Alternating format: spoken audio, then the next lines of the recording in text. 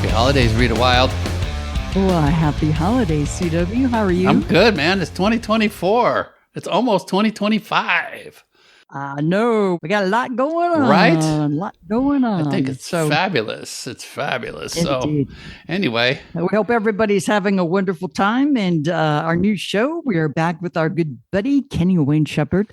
Since the last time we interviewed Kenny, he has released a follow-up album to Dirt on My Diamonds, Volume 1, ironically titled, can you believe it or not, Dirt on My Diamonds, Volume 2. Who knew? Who knew? Hey. In addition to the new album, we talk about Kenny's experience actually playing Jimi Hendrix's Woodstock guitar and his upcoming tour and 2 new album releases that he's got set for 2025. So here we go, man. Enjoy this interview with Kenny Wayne Shepherd.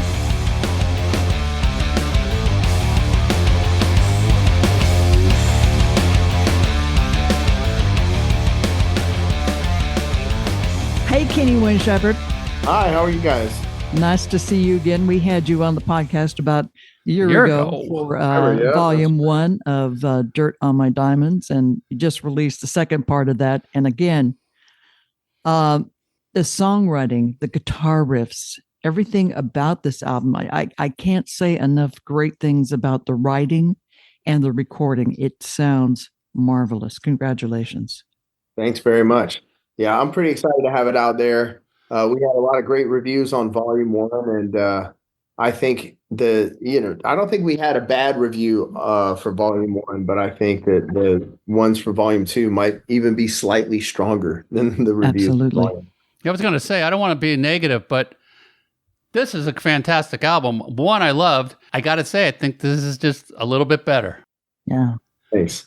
It's got to feel great because you're probably off the road right now, right?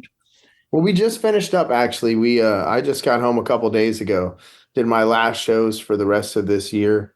So I'm home between now and the end of January. That's when we start back up on the road. And so I'll spend my time finishing up a couple of records that I've been working on that'll come out in the future, and maybe writing and stuff for another album that'll come out a couple of years from now. I'm trying to stay ahead of the curve, you know. No, I know that you've got actually the record in the works. It's a blues album, right? Yeah, well, I actually have 2 records that I'm planning on putting out next year. And the first one is a blues album. It's completely traditional blues. And it's with a legend, blues legend by the name of Bobby Rush. And so he and I collaborated and produced this record with him, which is I'm really excited to get it out there, because you know me, it's like blues is my real love for music, and it's always the foundation of my music. And you know, and every so often we'll just go back and do like a straight up blues project of some sort, and so it seemed like it was time to do that again. And I'm just so excited for people to hear it, because Bobby is an incredible individual. The guy's 90. I think he's about to be 91 years old. Oh my God. But you have no idea the amount of energy and talent this guy has. And I mean, it was just so impressive working with him in the studio. And you'll hear it. When you hear the record, you'll understand what I'm talking about. Oh my God. Yeah. He won a Grammy, I think, this year for like best blues or best traditional blues album or something. Yeah, I think he's won several Grammys for sure. And I mean, he's a beloved member of the blues community, and he's a living legend. I mean, he really is. And he came in and we wrote some songs, and some songs were ones that he had written a long time ago. I think there's like one cover song on there. And half the record is kind of stripped down, just like harmonica, acoustic or electric guitar, maybe a keyboard and vocal. And then the other, about half of the record has, you know, like a band, you know, drums, bass, keyboards, guitar. And it's just a really fun mixture of songs. And the songwriting is really funny. A lot of humor in it. That's cool. All original. Did you write it with him? Well, there was a couple songs that we collaborated on together, but some of the stuff was songs that he had written previously. And then there's one song, which is currently the title track of the album, Young Fashioned Ways. And I think Willie Dixon originally wrote that song, and Buddy Waters did what I believe is probably the most famous version of that song. We covered that song. Yeah. I'm still just, like going over this album, listening to it like nonstop. It sounds so good. Some of the songs on here individually, it kicks off with I Got a Woman. Great rock and roll riff, and the horns again. I mean, you got that Muscle Shoals. I can't say enough about that studio, and you captured that sound because it's all about rock and roll and rhythm and blues, and you got that in this record so exquisitely. Yeah, I mean, you know me, I feel like we set the bar pretty high sonically when I put my first record out. Yeah. And the second album, and so it's like we created a standard that we have to uphold, you know, moving forward, and we always have strived to have albums that sound great and really kind of capture the live performance aspect of a band and what we do. But the horns is a really good addition. I mean, it's really fun to kind of figure out how to work them into certain songs, and even like Long Way Down, which is on this record, you know, that is a rockin' song, you know, but we put horns on it. It's kind of unusual. We did that on the Traveler record. That's when I first added the horns to almost a whole album.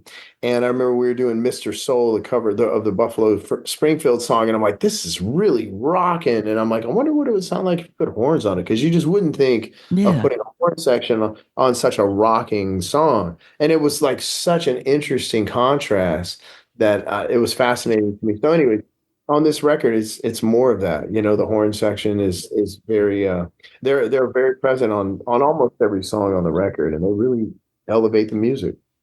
And a lot of the lyrics are very relatable as well. The song The Middle, you know, talking about, hey, you know, especially these days, we've got, you know, we got to find the middle, folks, you know. Yeah. Well, you know, I don't want to be one of those artists that's like trying to interject politics or anything like that into my music. But, and so there's no message one way or the other in that song, other than you can't help but like observe. I mean, most songs are written about just observations of life and what's happening around us at the time. And you can't be alive today and not understand, you know, the divisiveness that's in our country and in our politics and stuff. And so I've just kind of always, and so this is more taking an objective look, like right from the middle of it all, and trying to figure out how do we get there. And, you know, because the ultimate message is just love one another. If we can just do that, if we can love and accept one another, then like everything else will be okay. Kind of unconditionally. You've got I think only 4 songs that are kind of what I would call love songs, which is I Got a Woman, Never Made It to Memphis, My Guitar's Crying, and Watch You Go. And I am not a songwriter, so this could be stupid question 101. You have a very lovely wife, Hannah, and are you thinking about her when you write these kind of songs the whole time? Or are you like, oh, this one could be about my ex-girlfriend, or this is about nobody I know. I'm just writing about a sexy woman I'm watching her backside as she leaves the room. All the good stuff is about my wife. Let's put it that way. Okay. but yeah, there's definitely hypotheticals. I mean, Never Made It to Memphis. That's really an imaginary scenario. It is from the perspective of a traveling musician, and you know, that encounters unexpectedly encounters a woman that just derails his entire trip because she's too incredible to pass up. You got derailed in Austin? You never made it to Detroit? Right. You never made it to Memphis? But again, you know, I just like focusing on more positive stuff, you know, instead of the typical like how badly I got screwed over by my girlfriend or my significant other or whatever. It's like, no, I this woman is so amazing. She made me take a detour. You know? Do something dumb. Yeah, I'm just trying to be more positive, but some songs absolutely are. I mean, I Got a Woman, I definitely was thinking of my wife when we started writing that song, you know. Mm. And then others are purely hypothetical, and then others are combinations. And it's not just me. I mean, I co-write these songs. So the people that I write the songs with also bring their own experiences to the table. Mm. Yeah. The wood cover that you did, She Loves My Automobile. What a great song. And that'd have been fun to cut loose and play that one. Yeah, I mean, I love ZZ Top and I love Billy Gibbons, but they're an interesting band. It's like, it's you know, their power and their beauties and their simplicity and their uniqueness, right? And so they're kind of a hard band for a lot of people to cover. A lot of people attempt to do it. They think just because they can go ba-da-na, bum, bum, bum, bum, ba-da-na, and they're like, oh yeah, we cover ZZ Top. But I'm like, no, dude, there's so much. The essence of ZZ Top is really what makes them cool and unique. And so I think we capture that in this cover of this song. And I've just been a lifelong fan of Billy. And I love how he's a car guy. I'm a car guy, very passionate about cars. And I love how he historically, over the course of his career, has integrated his music with his passion for cars in such cool ways. And a perfect example is this song. Yeah. Many years ago, you played on the Jimmy Fallon show, and you played Jimi Hendrix's actual guitar. I think that he played at Woodstock. Is that yours, or how do you come across something like that you just get your hands on, and what's it like just holding that incredible piece of history? I wish it was mine, but it's not. I've played some iconic guitars in my lifetime, that being one of them. And anytime you do that, you kind of tend to establish a bond with that instrument, And so, yeah, I kind of wish all of them were mine, but none of them are. But yeah, so the way that came about was the Paul Allen, who was the co-founder of Microsoft with Bill Gates. Paul he's passed away a few years ago, but he was an incredible music enthusiast, very passionate about music, guitar players, things like that. Being from Seattle, living in Seattle, Jimi Hendrix, that connection. So he bought that guitar years ago, and at the time, I think that was the most that had ever been paid for any celebrity-owned guitar. And he essentially built a museum around the guitar in Seattle. At the time, it was called the Experience Music Project. Now it's called Mopop because it's evolved into more of a pop culture museum. But that guitar was like one of the centerpieces of that entire museum. So it was Paul's idea to send the guitar out. He flew it out on an airplane with two guys that were like guarding the instrument. Like the Stanley Cup. White gloves and the whole nine yards. And I played it on Jimmy Fallon's show, and then I played it on the Beacon on the stage of the Beacon Theater later that night. And so, actually, this year, which was about 12 years later, we started the Experience Hendrix tour back towards the end of August, or maybe it was the end of September, and the first show was in Seattle, and they brought that guitar to the show, and I got to play it again. Oh my God. It was cool. It actually was cooler the second time for me because the first time, I mean, yes, the guitar has this vibe. I mean, it's like, I don't know even what to compare it to, but it's one of those things. It's like, oh my gosh, that's the thing. It's one of the most iconic guitars ever. Yeah. Everybody has seen that guitar on the video. So anyways, I was kind of in awe, and it wasn't set up right, and not for me anyways. It wasn't set up. So it was a bit of a struggle the first time to play it, unfamiliar. But having had already played it, then this time I was like, okay, I know what I'm getting myself into. I know what it's going to feel like. I'm prepared for all of that, and I'm going to play the crap out of this thing. So I played it for like 4 or 5 songs on stage this year, and just really went for it. Had a great time with it. That's cool. God. 2 questions. I want to circle back to the Hendrix tour, but another tangent I want to go off on is you're a fan of the Indianapolis Colts. I know last year I think at the home opener you played there. Jim Irsay, the owner of the Colts, has got like this great memorabilia of all unique things. Is there any instrument in his collection that you wanted to play that you haven't? Do you know him well enough to say, hey man, I need to play that? I want to touch it. Yeah, no, I would certainly be able to say, hey Jim, can I play that one? And he would absolutely oblige. He's just that kind of guy. But I've played I don't know, to be honest with you. I played Bob Dylan's Stratocaster. That was the guitar he played at the Newport Folk Festival the night that Bob Dylan went electric. And got booked. I played Jerry Garcia's Tiger guitar, which is incredibly famous. Wow. And I've played multiple times the black Stratocaster, that Stratocaster that was owned by David Gilmour from Pink Floyd on so many songs of theirs. And he's got more, but he's got one of Clapton's acoustics that he played on MTV Unplugged. And but yeah, I don't know. I here's what I do. I don't just sit around. I get asked questions to this degree. It's like, oh, who have you not collaborated with that you want to like? I don't sit around and just like make a to-do list of people I want to make, jam with, or people or guitarists that I want to play or whatever. I just remain open to whatever might happen. Whatever's meant to happen is what's going to happen, and these things just tend to like happen. And so I feel like it's always better if you just allow things to happen instead of trying to make something. But don't you have a wish list? Like, it would be great if this person. No, I just find that like that things naturally happen that are supposed to happen, and that's when you're it's like songwriting, right? Or it's like these dream teams, like that they'll come up with. You get these guys together. And, on paper, everything seems like it's a great idea. It's like you put these people together and magic is going to happen, but it's not necessarily the case.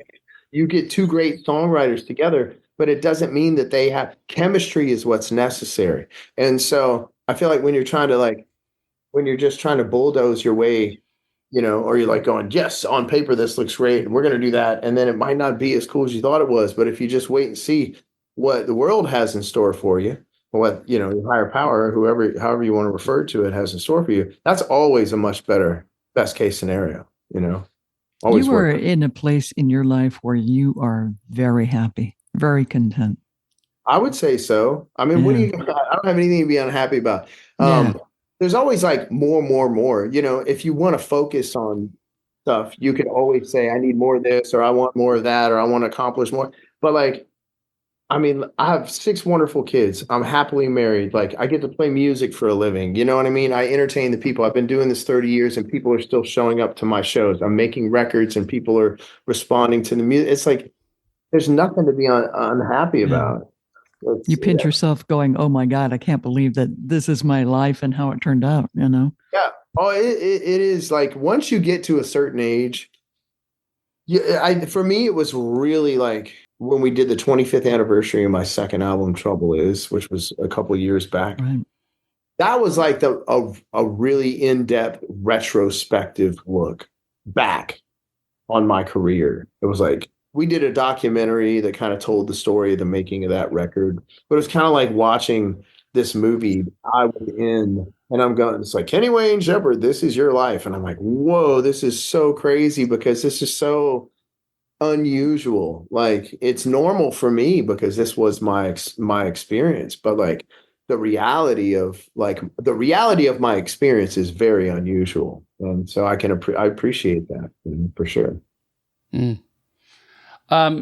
Pressure. Yeah, great new song. I'll let you explain it. It just seems like it's just kind of the pressure in everyday life of social media and expectations of society on us. Yep.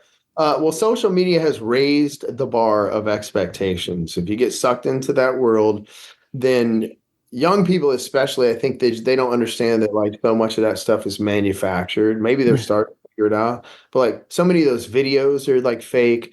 They've staged them to make them look real, but it's all just staged. And people are like taking pictures of themselves in situations. Like, I could go stand in front of somebody else's Ferrari and take a picture and post it up and be like, check out my new Ferrari. You know what I mean?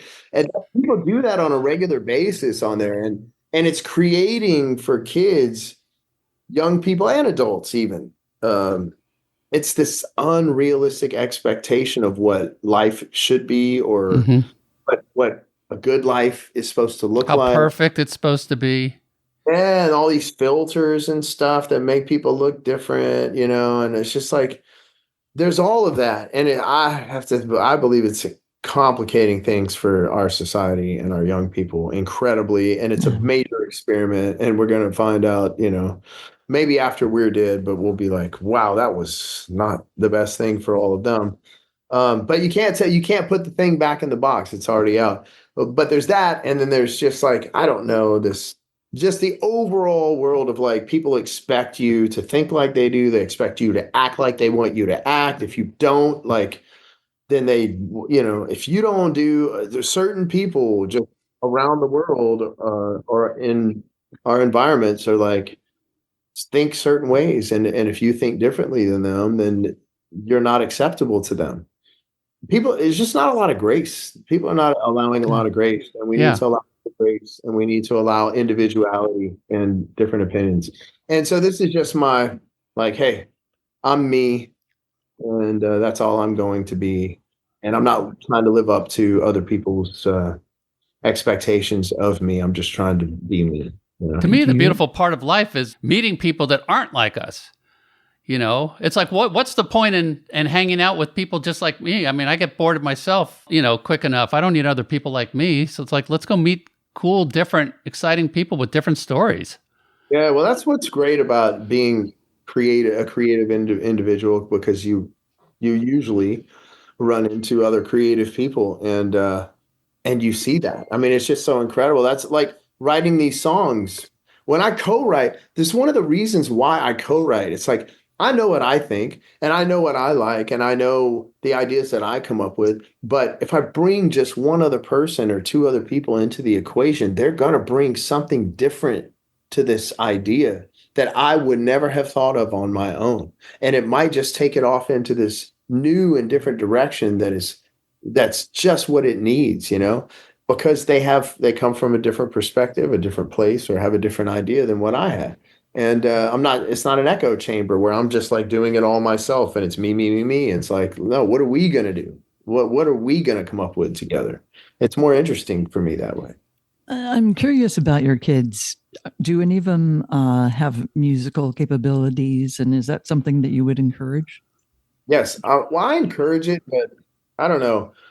I don't know how to go about it. Parenting is, it's really like you're just like thinking on your feet, and it's you just look back, and that's why there's no such thing as a perfect parent. And I think all parents have regrets. But anyways, I don't know. Nobody forced me to play music. None of my parents were like on me about, you need to go play the guitar 5 hours a day, or you need to take lessons, or I was the one begging them to get me a guitar and spending all the time doing it. So because that's been my experience, and I figure if my kids want to do it, then they'll do it. But there is such a thing as like, the power of suggestion, or like, in kinds of, I don't know, maybe some people just need a little push, to get them going. So all my kids are musical. It's incredibly obvious.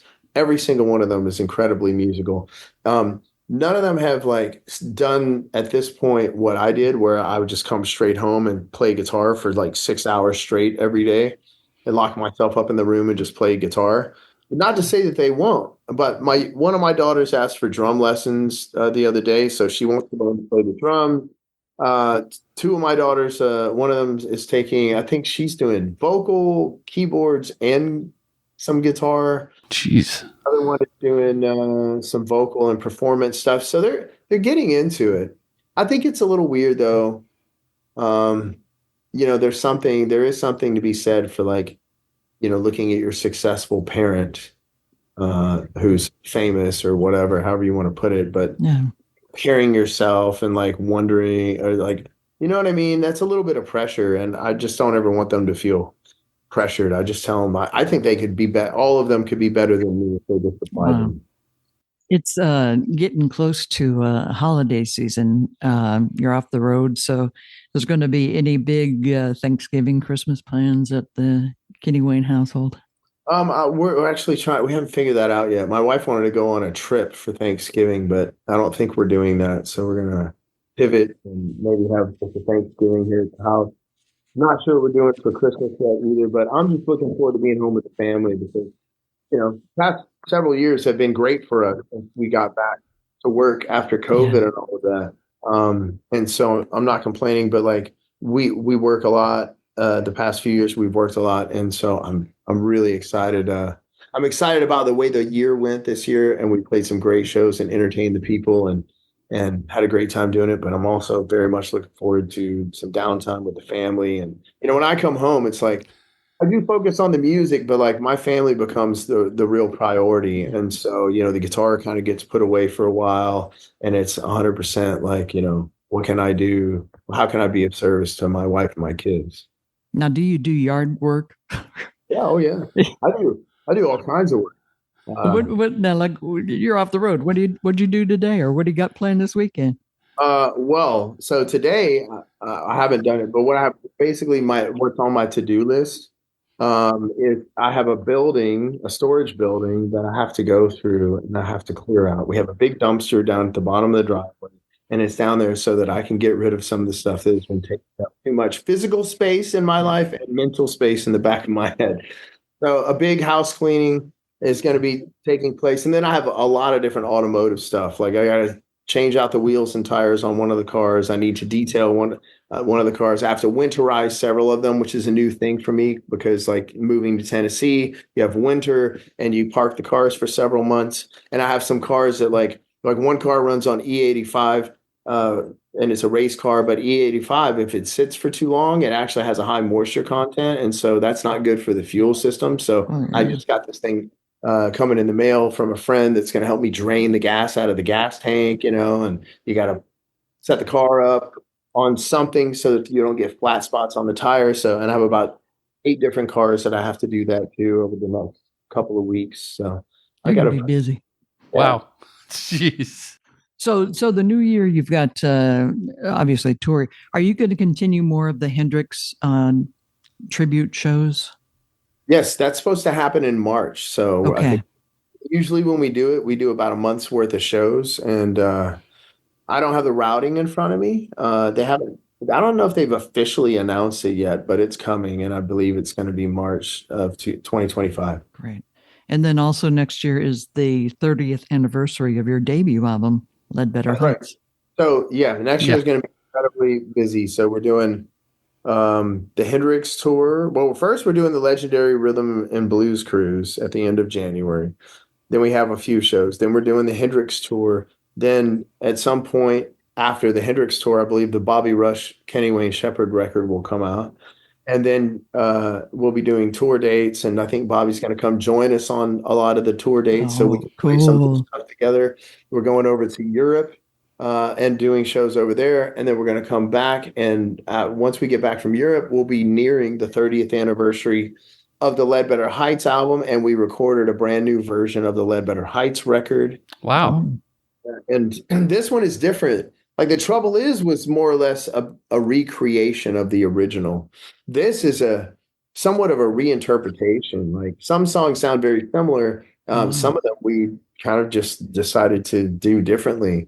But it was going to be different no matter what, because we have Noah Hunt is singing the vocals instead of Corey Sterling, who recently passed away, actually. Oh, Corey did? Oh, and so, yeah, I knew that it was going to be different from the start. And we got a lot of different players. Like most of the people who played on the first original Ledbetter Heights album, several of them have passed away. So it was going to be a different thing anyway. So we'll put out the 30th anniversary. So we have the Bobby Rush record and the 30th anniversary of the Ledbetter Heights album that'll come out. And that'll set us up, hopefully, to do a tour for the 30th anniversary where we play the whole Ledbetter Heights album live in concert like we did for the 25th anniversary of Trouble Is. Excellent. And then when are you going to play Dirt on My Diamonds Volume 2 stuff? throughout this coming year. Like, the Hendrix tour will be about a month. And then when we're doing the tour where Bobby Rush comes out and does some of these shows with us, we're trying to figure out exactly how the flow of the show is going to go. But it's basically, you're going to get kind of like 2 shows in one. You're going to get Bobby Rush and Kenny Wayne Shepherd, and then you're also going to get the Kenny Wayne Shepherd Band. And so when the Kenny Wayne Shepherd Band part of the show happens, then we're going to be playing and featuring songs from Volume 2. Wow. That's great. We just saw one of your players, Reese Winans. We saw him with Joe Bonamassa. Yep. So you still playing with Reese at all? Or Reese played on the Ledbetter Heights 30th anniversary record, and another album that'll be coming out, I guess, 2 years from now. We did a rock and roll cover album, which is really interesting. And I had Reese playing all kinds of stuff that you never would think Reese Winans would play, but he did such a great job. And it's really. What is it again? a rock and roll cover album. Okay. So we went and covered rock songs, but like for me, I wanted to do like most of them like kind of head scratchers, like what? Kenny Wayne Shepherd's no, and then you hear it and you're like, wow, it's actually sounds really cool. Like you would never imagine. Like we did a Billy Idol song, we did an NXS song, and a Genesis song. You know what I mean? Like because everybody thinks Kenny Wayne Shepherd and blues, and you expect that. But it was a lot of fun, and we're putting the finishing touches on that right now as well. Jeez, you got busy roster, man. What do you find time to lift up those cars? Yeah, between cleaning the garage and recording. Yeah. Right. And the kids, right? Yeah. Yeah. I know. Life is cool, man. It's great. Awesome. That's awesome. Well, we want to wish you happy holidays, and thank you for taking your time out, and love this new material. Yeah. Dirt on My Diamonds, Volume 2. So people can check that out now. And then all the good things coming next year. Have a wonderful and blessed celebration. Thank you, guys. Thanks for having me back on the show. Well, you got thank it. You. Yeah, I'm sure we'll see you again. Thank you. Thanks, Kenny. Blessings. Have Bye-bye. a good one. You too. Bye-bye. What an awesome guy. It's just so neat to know that somebody you met when, he was like 18 or something has turned out to be a really good human being. And that's what Kenny Wayne is. Yeah, an amazing artist. And he's got, I think already on his website, I think there's like 3 different tours that he's got dates for 2025. So, so check it out, and check out the new album. Like we said earlier, Dirt on My Diamond Volume 1 is really amazing. And I thought Dirt on My Diamonds Volume 2 was even better. So, yeah, absolutely. And you can actually order an autographed copy at Kenny's website, kennywayneshepherd.com. Like you mentioned, he has all those tour dates already set up for 2025, including Experience Hendrix shows and dates with Bobby Rush, which he was really looking forward to. For more info on that, you can go to Kenny's website. Yeah, and thank you to John Bleicher for coordinating the interview. And you can follow Kenny on social media, Instagram and Facebook at Kenny Wayne Shepherd. Shepherd is spelled SHEPHERD. Check out our show notes on our website. CW does an amazing job with them. It's called rockandrollconfessional.rocks, ROCKS. There you can find links to some of the subjects talked about in today's show, including a link to order the autographed album, videos from the new album, along with some classic videos and live goodies too. Yeah, man. And don't forget, please support us. You don't have to do it financially, but we just ask that you hopefully subscribe to the podcast, you follow and comment on Instagram and Facebook, and share our posts with your friends, man. That's it. That's all we ask for Christmas. That's all we want. And we want you to have a wonderful holiday season. We'll see you in 2025 with lots of more rock and roll confessional stuff. Yeah. Thanks, everybody, for listening. We appreciate it. Happy holidays. Goodbye. Bye, Hummer.